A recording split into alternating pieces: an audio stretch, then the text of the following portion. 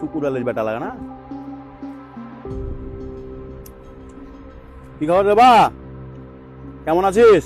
আছি চাচা, ভালো আছি। তুই ছেলেটা ভালো, তোর বাপ তো শয়তানের গোড়া।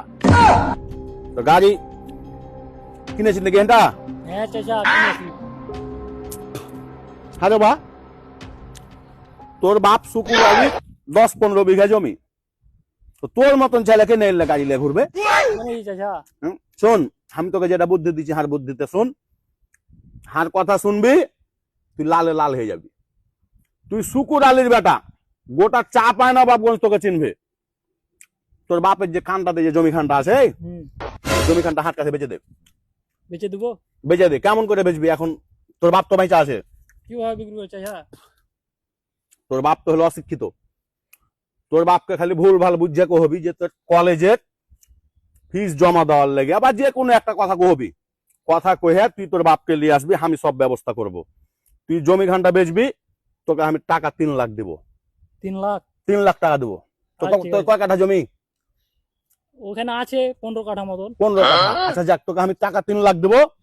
তুই তোর বাপকে নিয়ে আসবি, সই সিগনেচার দিবি, টাকা 3 লাখ লিয়ে এই গাড়ি খানটা উল্টে ফেল দিবি। ঠিক যে ওই আছে। যে এখানটা কি গাড়ি বাড়াইছে, রয়্যাল পালসার না কি কইছে? Royal Enfield. হ্যাঁ, রয়্যাল এনফিল্ড না কি হলো, আমি এত বড় কথা ইংরেজি কইতে পারবো না। ওই গাড়ি কিনে তুই পা করে ঘুরবি। আর তুই কি সিগারেট টিকেট খাইস নাকি? না চাচা, সিগারেট খাই না আমি। এই বয়সে যদি সিগারেট না খাইস তো কি খাবি?